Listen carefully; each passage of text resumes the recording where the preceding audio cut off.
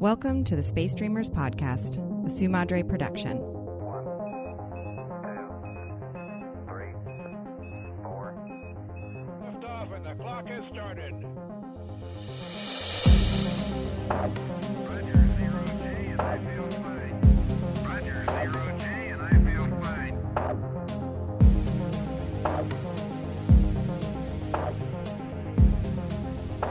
All right, you ready to do this? Ready as I'll ever be. Safe to go. Is she headphoned up? Oh, we're good? Okay. We got the okay. We are go for EVA. Okay. Welcome to the Space Dreamers podcast.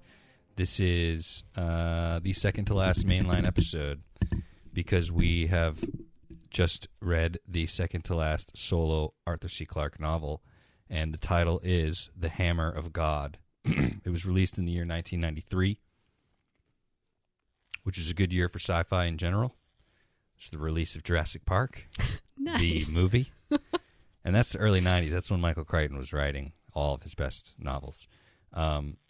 It's interesting because in this novel, which was released in 1993, he talks a lot about VR. Mm-hmm.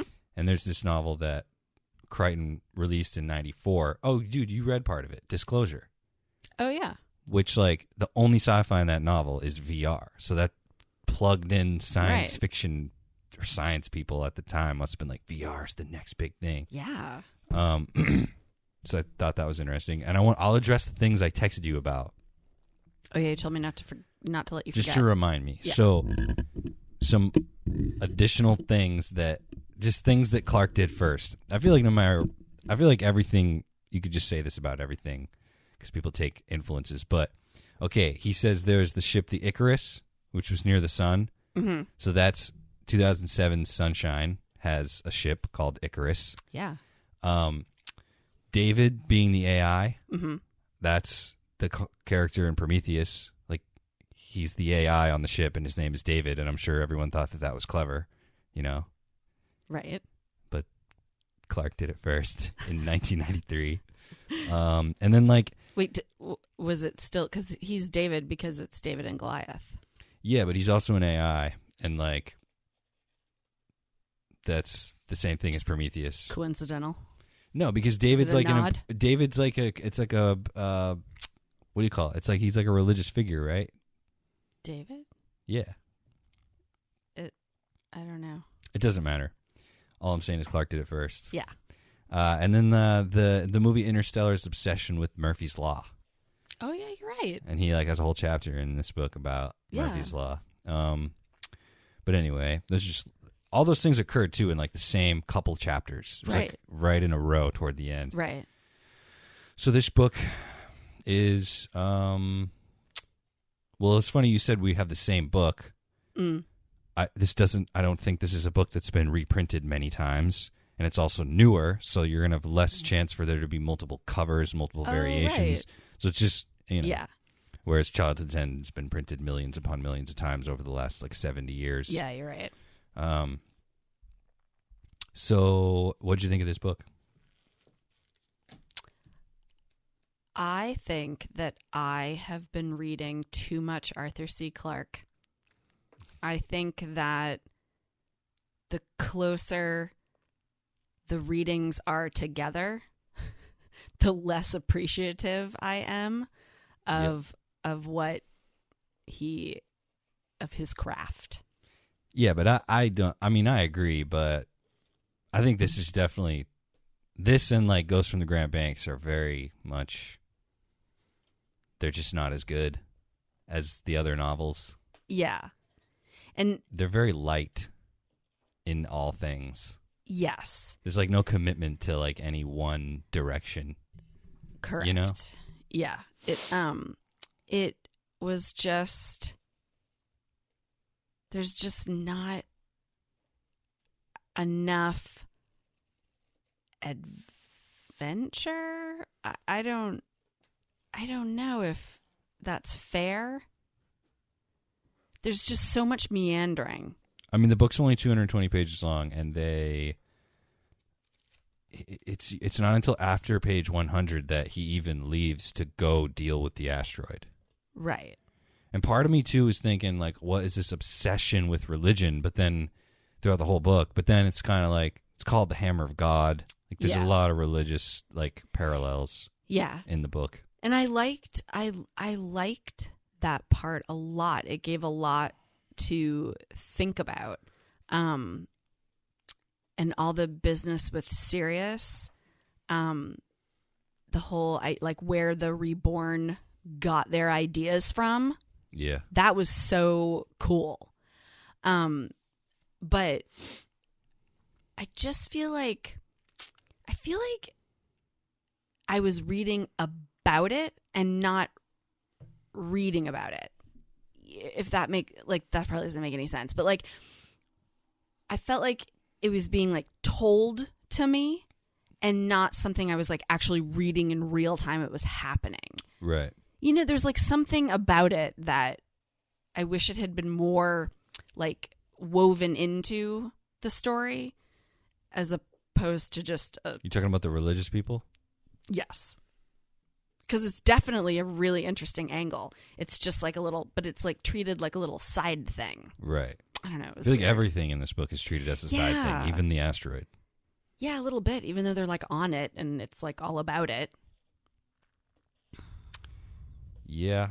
I don't know what to really say either. I don't know what to say about this book. It's just, maybe my enthusiasm is waning. Maybe, or I just think that Clarke, he's old when he's writing this book. Yeah. He's like in his 80s, 70s, 80s. One of my favorite parts about the book was reading the, acknowledgments at the end where he kind of like recapped, like where he got some of his ideas from and, coincidences that, came up. And that stuff was actually really interesting. Reading about the whys behind him choosing to write this story. Tell me, I didn't read it. Was more interesting than the story itself. Tell me, I didn't read it. So Well, just one of the things that was really interesting. It was I think it's Louis Alvarez. So he's mentioned in the novel, but it's just really interesting because he let's see, he was it says Nobel laureate Louis Alvarez and his geologist son, Dr. Walter Alvarez, are the ones that came up with the theory that dinosaurs were destroyed by an asteroid. Yes. And so then it turns out that he was also a part of the team that worked on the radar system. So, like, he had, like, a personal effect, like, on Clarke. Okay. From that angle. Mm-hmm. And so it's just interesting that these were it was like the impetus for, coming up with this type of story. Yeah. Got it. Old Louis.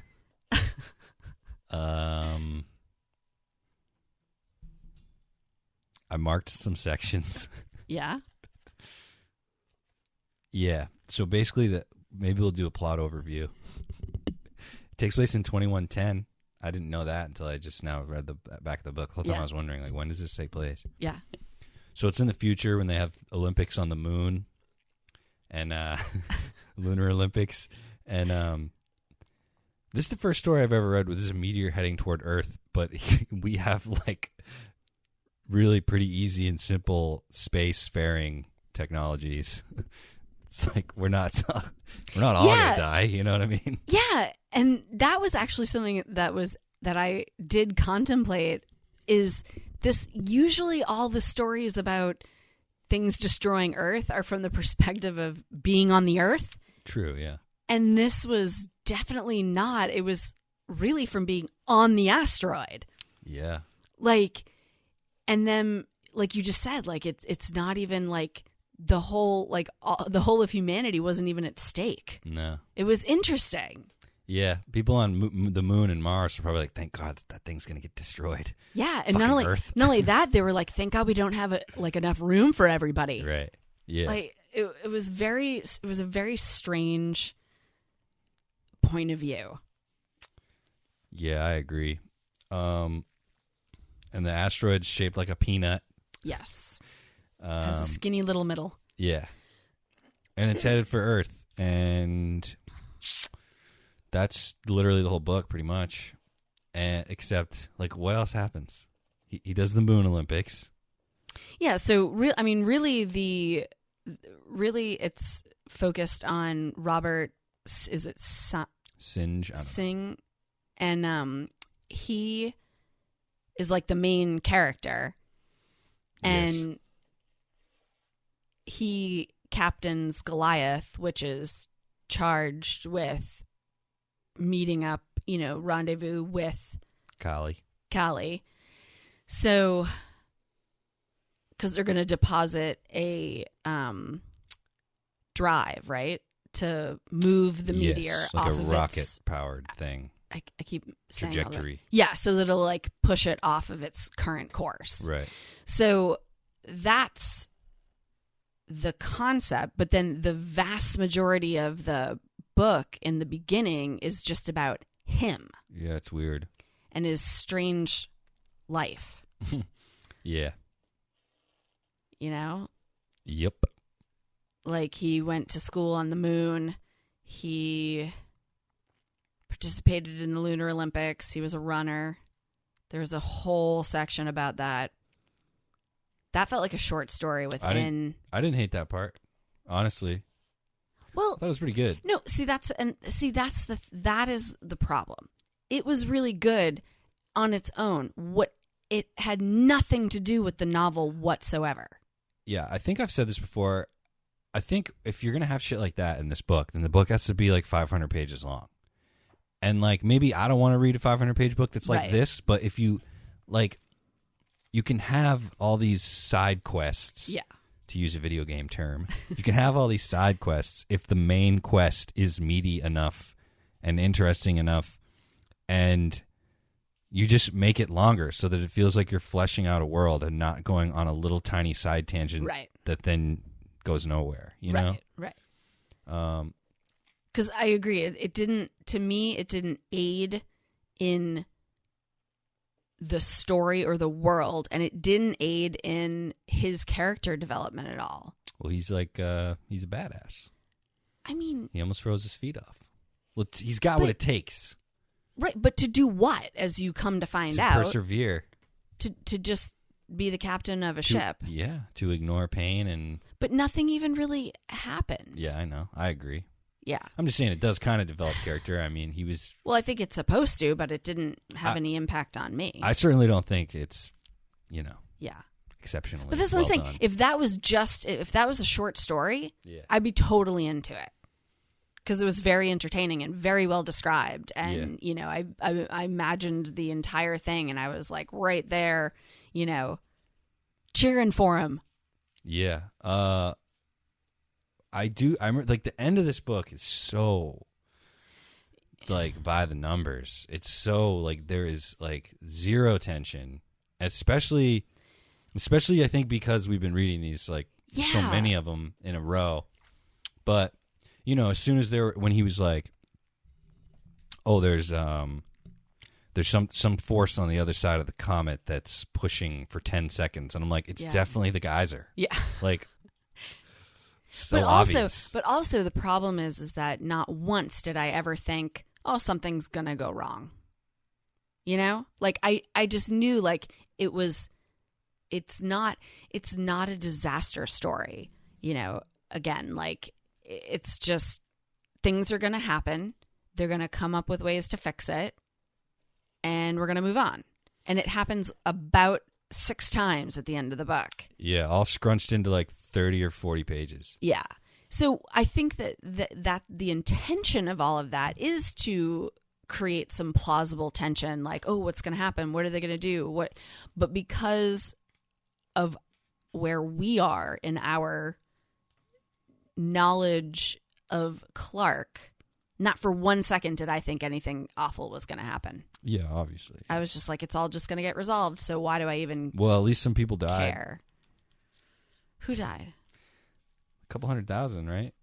Oh, yeah, just a few. That's the other thing, is that everything is so well, like, shrugged off. Like that, for example. You know? It's like... It'd be pretty horrifying. I didn't shrug it off.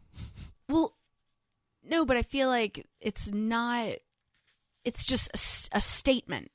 Dude, you know, there's parts of this book I just think, like, maybe if I had never read Clarke, right, Mm-hmm. and maybe I just picked this up, I might be interested in it. Yeah. Because I remember this section right here. I'm just randomly flipping. The Impossible Yeah. Sky. The whole point of this chapter is to explain to you that these people have had a fixed horizon to look at, and they don't know that the thing splits apart. So the impossible sky is a piece of the Right. asteroid coming up over their horizon. Right. And like to think about that, that's crazy. Yeah. But I just don't think that Clarke, he just doesn't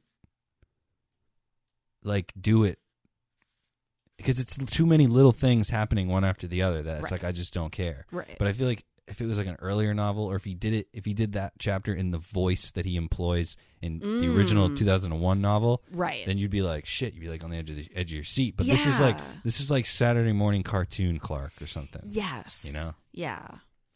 So, yeah. And it's not terrible. You know, I don't know. But I don't know what it is because, like, dude, like, no matter if you're iconic or like you're an artist that has a body of work, you know, Yeah. no matter, you cannot avoid the way your late period work will Yeah. be. It's gonna be compared to your early stuff. Right. Like it cannot exist in a vacuum. So Yeah. it's just hard. I mean, it's just even such a universally interesting subject as an asteroid headed for Earth. You know, it's just not a exciting book. Just kind of goes out with a whine. If I had been waiting years for another Clarke book to come out, this definitely would have True. been appreciated a lot more. Well, yeah, this would have been 6 or 7 years Yeah. since a space book, Right. because you had to read the Ghost from the Grand Banks in 90. Exactly. I mean, I think it's just very appropriate that the last thing we read is going to be 3001, you know, because it's like Right. cap off the series and the whole thing Exactly. with this iconic thing that started it all. Yeah. But if this were the last book, you'd be like, oh man, Oh, I know. this is like a dime store novel. Right. But yeah. again, it's not terrible. It's not. I marked a few sections. Should we read these? Yeah, what you got? Let's see. A lot of mathematics had gone into this. Almost a millisecond of RE Tech computer time had been devoted to the problem. That's pretty good.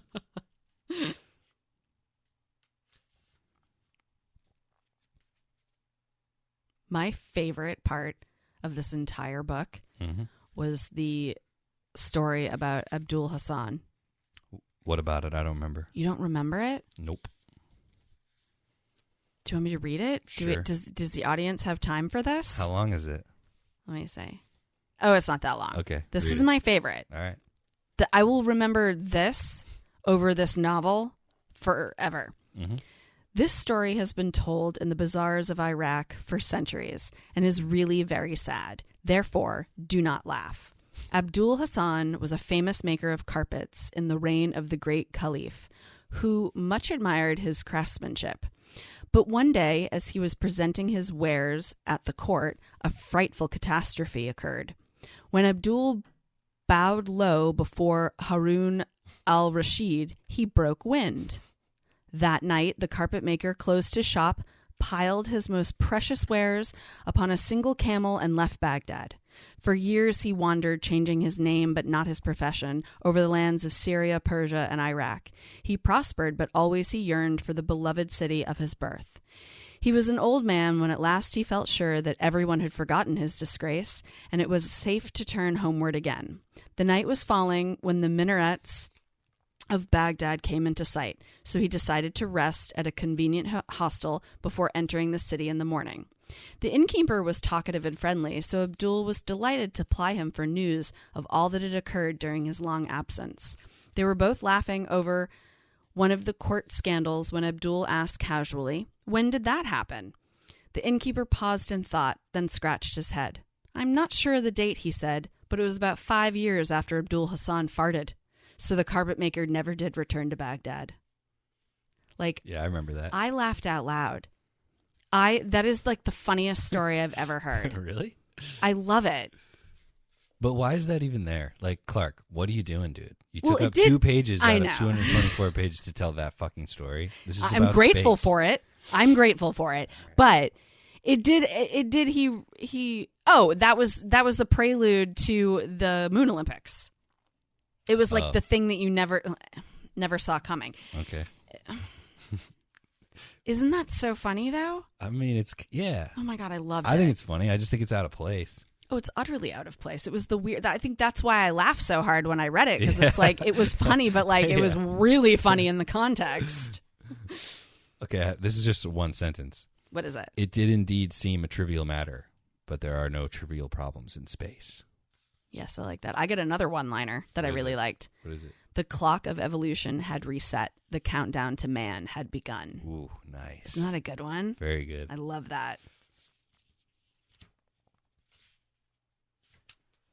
Let me see. A long pit had been dug, filled with red-hot embers, and the devotees had walked quite slowly and casually from one end to the other in bare feet, showing little more concern than if they were strolling on sand. Even if it proved nothing about the power of any deity, it was an astonishing demonstration of courage and self-confidence.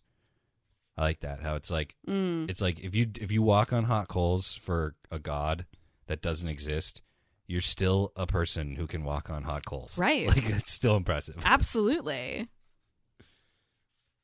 Oh, you know what one of my favorite parts reading this was when it's just Robert and also David, the AI on Goliath, when they're talking back and forth and they're doing that whole like Zoom 10, and then, you know, like they're going through, like he's going through like the virtual models of everything to like track where Callie is going to go. Okay. After they've like made their adjustments. And I love that whole scene. Like that actually I think was the most action packed, quote unquote, Right. part of this, where they're going like back and forth and they're like bouncing stuff off each other. And he's like, I could just picture like the big screen where he's like doing all of it, and like David's assisting, and I really liked that part.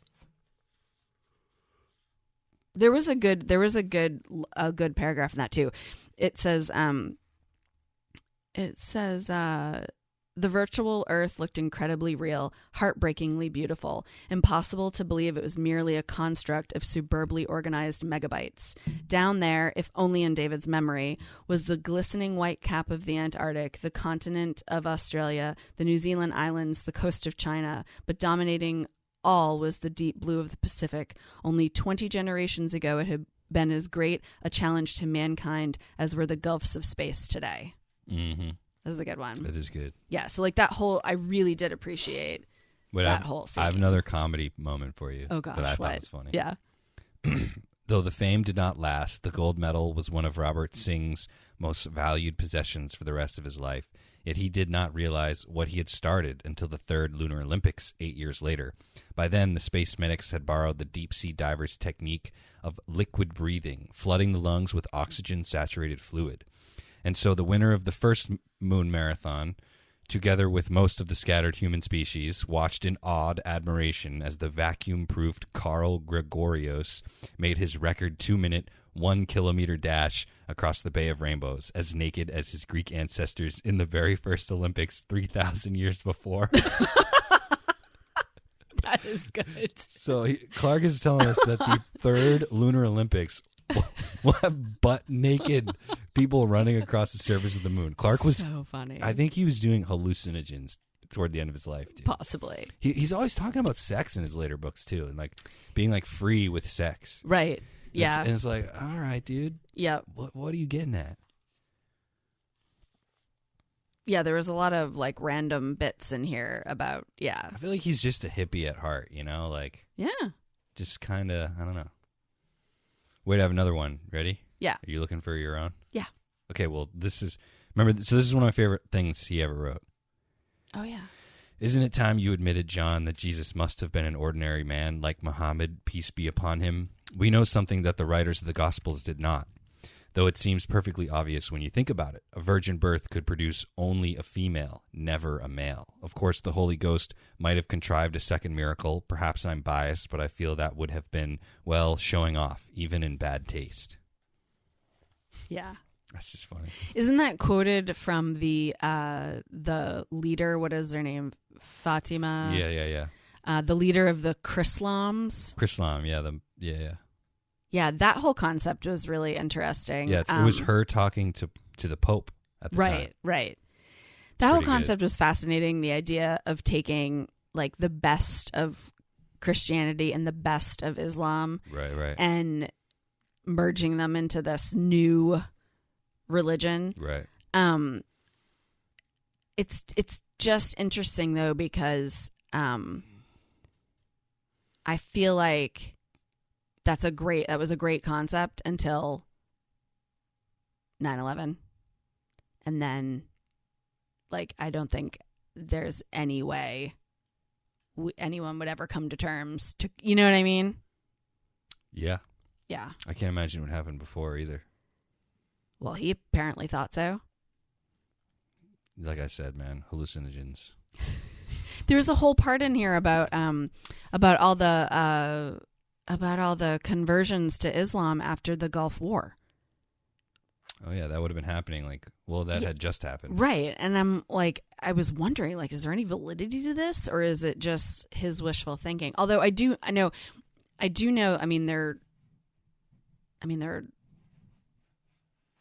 like, I do know that there is some validity. I just don't know how much, you know. It's very interesting. Your nails look like spacey. Yeah, they got sparkly metallic silver stuff on them. Sweet. Yeah, fancy. Listen, I like this part. This part's funny too. Everything I marked is just funny. Oh my god. As for the cometary life form suggested by Dr. Wijeratney, he had no doubts. Nonsense, Hoyle and Wickermashgingle suggested that over a century ago, but no one ever took it seriously. Then it's time they did. And since asteroids, some of them anyway, are dead comets, have you ever looked for fossils? It might be worth doing. Frankly, Ronnie, I can think of much better ways of spending my time. You geologists, sometimes I think you're all fossils yourselves. Remember how you laughed at poor Weniger and his theory of continental drift and made him your patron saint when he was safely dead? And so forth, all the way to Europa. I just love that, dude. These two ding-dongs are just arguing about fossils and comets all the way to Europa. It's pretty funny. That's so funny.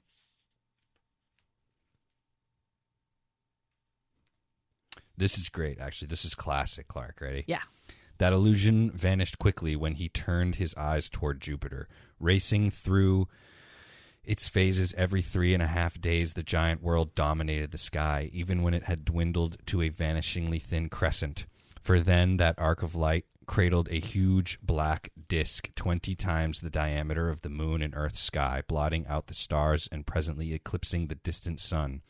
And the night side of Jupiter was seldom completely dark. Thunderstorms larger than terrestrial continents flickered back and forth like an exchange of nuclear weapons, and with equal energy. Rings of auroral light usually draped the poles, and geysers of phosphorescence welled up from the planet's unexplored, perhaps forever unexplorable depths. And when it was near full, the planet was even more impressive. Then the intricate loops and curly cues of the cloud belts, eternally marching parallel to the equator, could be seen in their multicolored glory. Along them moved pale oval islands, like 1,000-kilometer-wide amoeba. Sometimes they appeared to thrust so purposefully through the cloudscape around them that it was easy to believe they were enormous living creatures. More than one fanciful astro-epic had been based on just this hypothesis. Yeah, that was good. I just remembered the part where I completely shut down while reading this. It was Disney Mars. Oh, I vaguely remember that. Good Lord. Yeah. Which is a shame because then, like, as I was reading it, I was like, this is actually kind of neat because it was all like it was like an exhibit, like a museum thing. Like it wasn't even really like a Disney experience per se. Right. That showed like all of man's, humankind's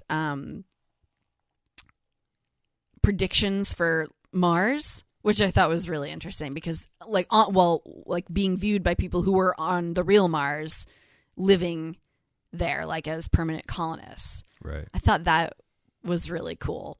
Like could you imagine that? Like we finally do go and colonize another planet and then we get to look back at everything that was science fiction. Yeah.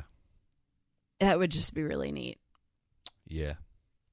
I mean, yeah, there's already, I don't know, like, there's that book, The Martian Chronicles by Ray Bradbury, and it's amazing, but it was written back when they thought maybe there really were canals on Mars, so that the Martians in that book, like, live amongst canals.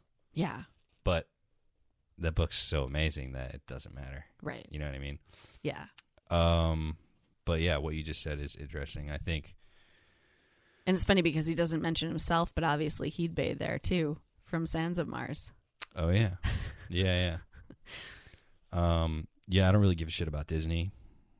Yeah, no, that's what I mean. agree. Like, yeah, it was just like he the captain that we're following in the book, who he's supposed to be battling an asteroid, is instead chilling with the fam on leave. Right. Going to Disney Mars. Yeah. I was just like, oh, for the love of God. Yeah. Wait, I thought I had one more. I think I have one more mark here. Oh, dude, this line. Clarke still had it, dude. I think he was just distracted with his hallucinogens. Okay. There was, of course, no sound and not even a visible indication of the awesome energies involved. The plasma jet driving Goliath was much too hot to emit the feeble radiations that the human eye can detect.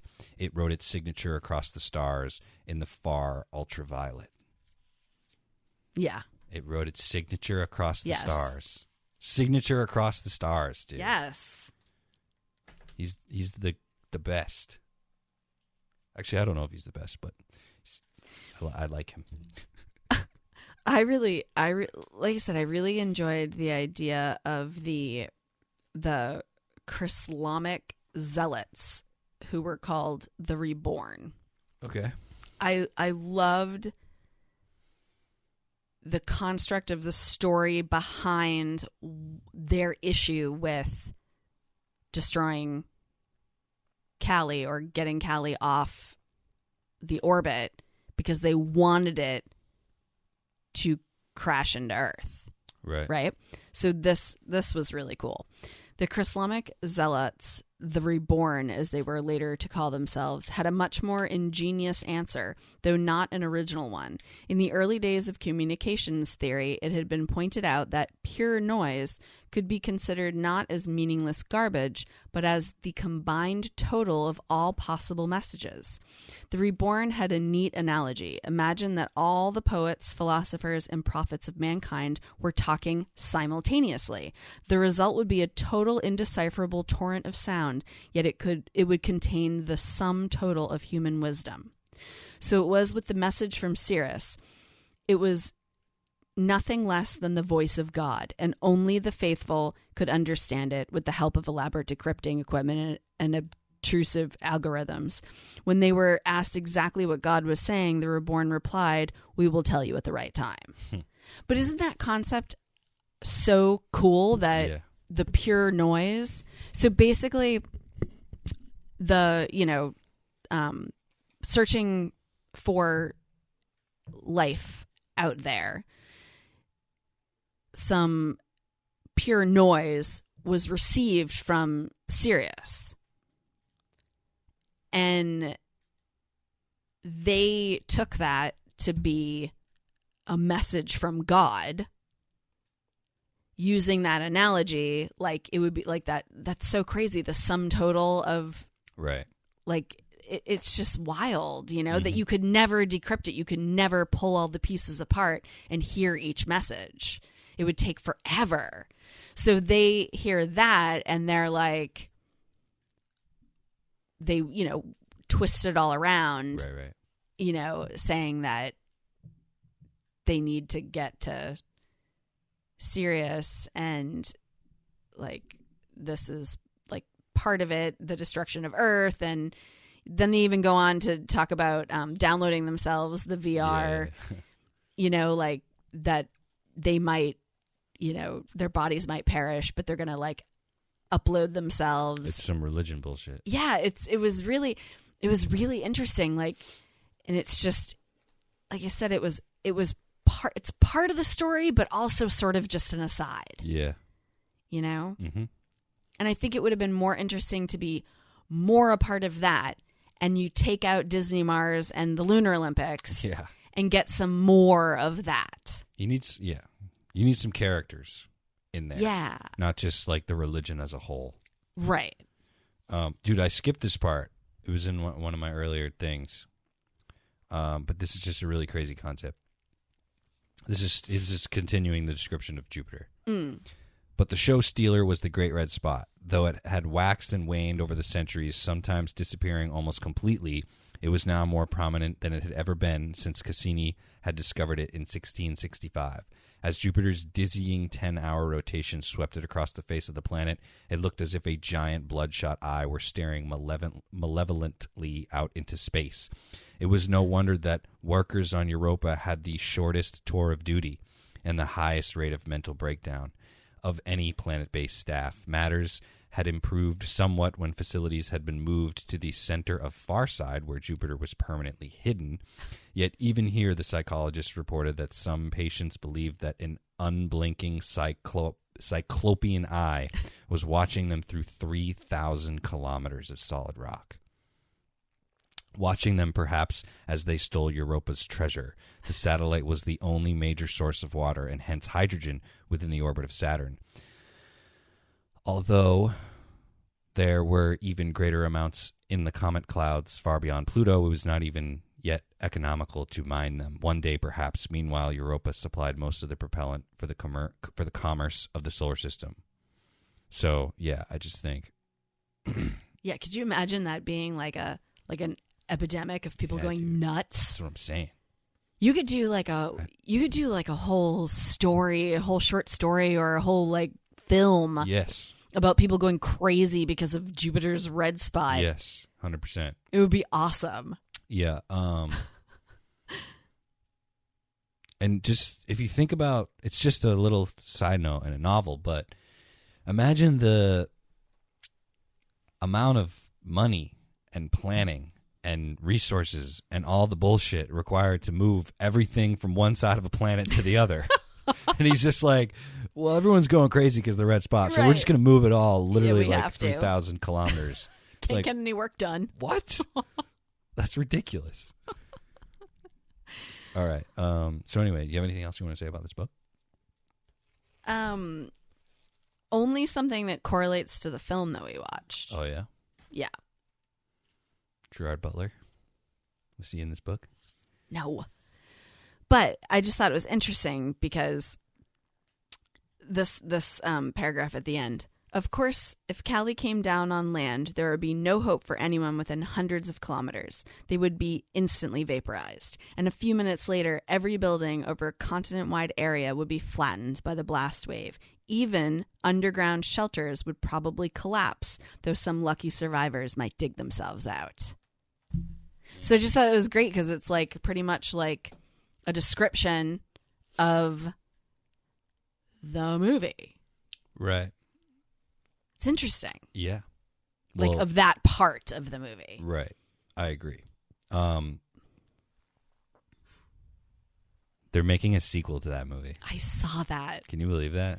It's crazy. Greenland, the Migration. I don't know if it'll be good or bad. It's probably going to be terrible.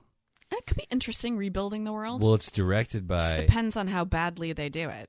That movie is directed by the guy one of the people who is involved in making those blank Has Fallen movies starring Gerard Butler.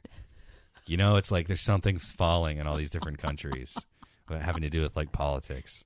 So they're just going to do that with this movie. It's like, give me a break. My God. But anyway, so what'd you think of the movie? We're talking about Greenland, which came out in 2020. Yeah. It's got Gerard Butler and Morena Backer. I don't know how to, but she's to the sci-fi aficionados out there. She's just the girl from Firefly. Oh, really? Yeah. And in Firefly she plays a legal prostitute. Oh. And it's so cool, dude, because they are this ragtag you know, what's the word? Like smugglers, illegal shit. Yeah. And because she's a legal prostitute, Yeah. she allows them to be able to access places in the whole show.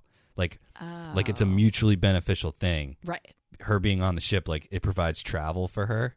Yeah. But like for them, it's like she's the only reason they're able to land on some of these affluent planets, even though she's a prostitute. Oh, right. She gives them credit. Yeah. It's fascinating. Interesting. It's very cool. Interesting. So anyway, So the movie. yeah. Well, overall, I enjoyed it. I did. I liked it. Yeah. And immediately when it started, I was like, okay, how cool is this? They named the asteroid Clarke. Yes. Totally cool. With an E at the end and everything. Yes, totally cool. Yeah. It was very cool. Anyway. Should have named it Kali. Yeah. Either way. But I like that they named it Clarke. Yes. Anyway. Yeah, I liked it. I thought it was good. Me too. Yeah, I had my doubts in the beginning. The first red flag for me was the little boy having diabetes. Okay. I'm like, they're going to turn this into some dramatic crap about needing the medicine, blah, blah, blah, whatever. And then even though indirectly that's what they did with it, they used it as a total plot mover, which I really liked. Yes. I really liked that. Even though I was like frustrated as hell with the lady, I was like, stop talking, don't tell anybody. Yeah. But I mean, what were you going to do? You wouldn't have any idea. Like it worked really well. No, she didn't know. He didn't know. Nobody knew. It was just an oversight on their part that, yeah, so I really liked that. Yeah. There would be so many oversights. Yeah. Definitely. Look at like the world for the past couple of years. Right. Absolutely. Yeah. I feel like if that was really happening in this country, there would be no illusions about it. They'd be like, everyone political, like, yeah. if you're in the government, you're coming with us. Everyone else, like, good luck. Yeah. Or actually not good luck because we don't care about you. So basically, there's an asteroid heading to Earth. Right. But it's like a cluster of asteroids. Dude, I love a lot of things about this movie. Yeah. Okay, like I love how there's nothing nothing. There's nothing really redeeming happening. Like Yeah. they live at the end, but I was just amazed. I was surprised. Looking back, it makes more sense, and I realized that I liked it because of this. But it's weird how like it starts and he's like depressed, and or you're like, what is wrong with you, dude? Like you're at work, like why are you all down in the dumps? Yeah. And then like come to find out at the end of the movie, he's down in the dumps because like his life's falling apart because he cheated on his wife. Right. Yeah. Like that's just pretty intense. Yeah. Like it's not redeemable, Yeah. Like at the end of the movie, I just like how eventually he like admits that, and you're just like, fuck, dude, like. Yeah. There's nothing that can redeem that, like that's too bad that you did that. Yeah. Like you're kind of I don't know. It's not a hero thing, Oh, yeah. Right. That's what I liked. Right. And I like too how they say that they're like the asteroid kind of came out of nowhere. Yeah. I like that too. Yep, 'cause definitely. It's just like mysterious, Yeah. And there's no I really like that it's just from the point of the whole thing is just from the point of view of the layman. Yep. Like no one knows anything. Yep. Even the part when his family is chosen to be rescued, basically. Yes. So they're gonna hop on planes and fly out to some safe place. Yep. And I love the part when the military officer woman is like, hey, listen, lady, you're expecting special treatment from me when not even all of us. Yeah, we're volunteers. Right, we're volunteers. We're not even guaranteed safety. Yeah. And I was just like, wow. So even they don't know what's going on. Right. And because most asteroid stories are, everyone who knows what's going on. Yeah, and they're and even like this book, like how like they're tracking it and they know this and they know that, and like nobody knows anything. Yeah. It's interesting, except for what they're getting on the news. Like I felt like it was a very real and plausible situation. Yes, I agree. Yeah. I also really like, and for me, I don't know, I liked the human parts of the story. Like, because I think they're not amazing. It's just that I didn't expect them. Exactly. Like, even the scene where he walks in on her exercising, like, it's like an uncomfortable scene. Yes. And then you realize it's uncomfortable because the dude cheated on her. Right. It's like this super real domestic issue that probably thousands of people go through. Right. All the time. Yeah. But like, and that is what I was most moved by. Right. More so than the asteroid. It's just cool that you take this super mundane thing that happens to plenty of couples. Yeah. And you make it like that's like the crux of their relationship. It's not the asteroid. Right. I love it. Right. But then throughout the movie, it really becomes, and it's an effective thing.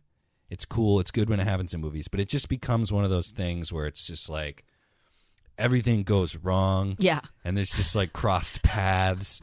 And you're like, oh, fuck, man. I know. Like, it's just stress. Oh, and it's yeah. almost like it gets to a point where like you just know it's going to continue, but you're still kind of there. Right. And there were so many moments I felt like in the movie, again, it's about this asteroid world ending thing where like just a shot of the medicine in his hand. Mm-hmm. You were like, just like a wave of relief. You were like, oh, right. This dude, man, like this is hard, but he's doing it. And then like little things when he gets to the car and she left the note. Yes. You're like, yes. Yes. Because, okay, the reason that works is because usually in movies, like it's such a desperate situation. Exactly. That even just that little note, you're like, thank God, but at the same time, that's not enough to save anyone. Right. But it's like nice, yes. that they are connected in a certain way. Exactly. And then I really love how everyone's trying to fuck her over. Like, oh yeah. Again, that's in movies. But then what it does is it makes it so that when that nurse is nice to her, yes, it's like 10,000 times better. That part was so when she's like, I packed you awesome. A week's worth of medicine. Yes. And you're like, the biggest problem through the whole movie just got solved. Right. Like a week from now, everyone's either dead or you're in the bunker. Right. So that problem's solved. Right. And it just feels good when you're watching the movie to see that happen, I think. Definitely. And then it definitely, you know what it does, and I read this too, and so it makes perfect sense. I don't know how well you remember the movie War of the Worlds with Tom Cruise. That movie too. The entire movie is about a dad trying to get his kids away from aliens. You don't ever hear from the government. Yeah, you're none right. of that shit. But additionally, like the most intense parts of that movie, War of the Worlds, is like, for instance, when they drive the van into that crowd, and all the people are like smashing the glass and pulling them out just because they have a working car. Yeah, like that becomes, it's like humans and what humans do to each other in horrible situations. Exactly. So it reminded me of that, except there are just no aliens. Right. It's a meteor instead of, Yeah. And then what else? I'm trying to think. That's pretty much the whole movie. They're just trying to get to Greenland. Eventually, they find out that Greenland is where the safe places are. Yeah, conveniently, he chats with a guy. Right. Which was like, there were a couple little things like that. I was like, oh, how convenient, Right. And then at the end, when, like how they get on the plane, like I was like, come on. Dude, that part was so intense. Now that you're saying the plane, when he's Right. on the plane and she's not on the plane, but he doesn't know. And he's just like, I just have to get on a plane. Oh, that whole scene was amazing. Yeah, no, I was talking about the No, I plane know, at the but end. you But just yeah, you're right. reminded me. Oh, yeah, no, yeah. It's just like a roller coaster ride of stress Exactly. when yes. you're watching Exactly. it, but it works really well. Right. There's like enough. How did they get on the plane at the end? I'm sorry I cut you off. Well, no, it's fine. Remember, they finally go and meet. They know where the plane. They're driving to where the plane is leaving. The private plane is leaving to go to Greenland as like the last hurrah, and they stop in front of it on the runway, and then get out. And the guy's the guy's like, I can't bring you. There's a weight limit. How much do you weigh? And so basically the guy's like, he's like 180. absolutely not. Yeah, he's like, absolutely not. Can't do it. Blah blah blah. And then he does it. And then they get on and everything's fine and they're nice to them. And I was like, but that doesn't check out. Like either you can get on the plane. It's just false tension. Right, because it's like, why wouldn't you want them on the plane? Because they're too heavy. Exactly. But that's one of those things, like either, like as far as I thought, either you can have that much weight on a plane or you can't. So yeah, it becomes, Right. It becomes either he's lying. Yeah, why wouldn't he want them on the plane? Or right. So pretty much when good old granddad decides that he's going to, die in the horse stable. Yeah. Starting from that point to the end, there was a little bit of ridiculousness in my opinion. Mm-hmm. It kind of like, I kind of felt like it was like, oh, hurry up, we gotta finish this or something. Okay. It felt like rushed. And so like, that's what I mean. Like it was like that false tension at the thing. And then then the whole like crash, like that was just like, oh my God, like could anything else possibly like completely insane happen? Yeah. And then I still don't buy that they would let them in. I don't even really remember. Like, I don't buy that they would just be like, oh, hello, you random people on the hillside of Greenland. Yeah. Come on, get in the bunker. Yeah, but you're on the hillside of Greenland. It's not like there's going to be a wave of people behind them. I mean, if you're about to close the door and it's just three people, you it might just as well. seemed weird. But see, but at the same time, I think that's why this movie is interesting, is because it's not from that perspective. Because that's usually the perspective we get. All the people behind the scenes going, we can't fit people in here. Who are you? Stop. You can't come in, When really this was like more about, human nature. And you're right. Probably what would happen is they'd just be like, let's go. Yeah. Like at that point, it is just trying to save humanity. Right. So if there's a human there, get them in. Yeah. I guess that makes sense. Yes.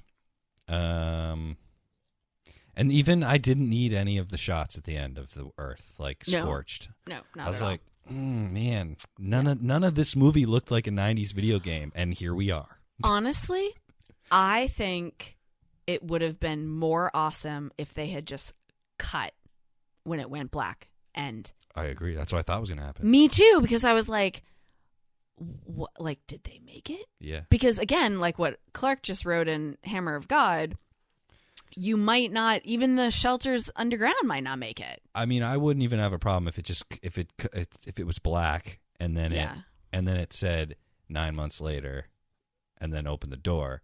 I just don't need those shots of destroyed Earth. Like where every single thing in the fucking picture is the same color. Yeah. Like different shades of orange. I'm just like, what the fuck? No one needs this. Yeah. It's 2020. We've seen this shit. Not necessary. We get it. Paris got ruined. And the only thing that's still there is the fucking Eiffel Tower, so we know that we're looking at Paris. Right. Get the fuck out of here with that. Yeah. Don't need it. Exactly. Yeah. So. Yeah. I don't know. I like Gerard Butler, you know. Yeah, he doesn't. He's likable. Yeah. He looked a little, I don't know. Yeah. Like he didn't belong in his, I don't know. I hate to say this. He looked like bloated or something. Yeah, he looked totally, he looked rough. Yeah, a little rough. I don't know. Yeah, at one point I was like, was the movie 300 just like a dream? What? Oh, yeah. You know what I mean? Because he's just such a far cry. It was funny. Yeah. That movie was a trip, 300. Remember seeing those abs? Remember everyone was like, those are CGI abs. Like, there's no way those are real. But really, no, it's just like they're super oiled up, and the lighting was probably scientifically determined. Exactly. For, like, where the most ab would show. Oh, my God. You know? I'm sure there was some because enhancement, they were on a soundstage. Yeah. They were the first thing they lit was probably the abs. I'm not even kidding. Like, you know? Oh like, where do we put these cameras, Zack Snyder? I'm like, okay, where are the abs? Bring in the abs. Where are we putting the lights? That's how it was determined. But anyway. Oh, my God, stop. So, pretty excited for Greenland migrations. Oh, my God. See, why can't we just leave things alone? Dude, especially, like, that movie didn't do well. Yeah. It came out during the pandemic. Like, what is justifying Greenland migrations? I don't know. Come on, dude. I don't know. So, yeah, that wraps it up. We have one more episode left. And I actually edited an interview for my other podcast. Yeah. Which is, I interviewed a guy who made a game about Mars. Oh, cool. The majority of that interview is about Mars and how it wouldn't work if we went to go live there. Yeah. So, I might publish that on this podcast. Cool. Because it's all about sci-fi and that whole really thing. Neat. And it would give us an extra week if we need it to read 3001 in case the adventures of Frank Poole are not up to par. You know, as we remember, binge worthy. Since that's what we'll have to do. So yeah, that's it. Thank you for listening. If you listened, bye.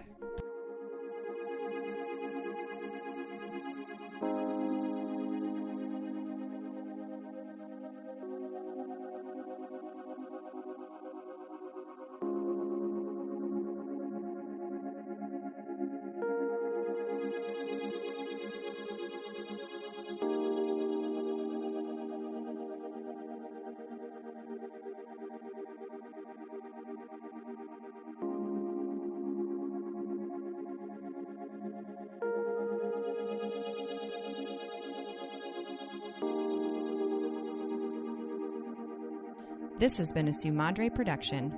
Thank you for joining us.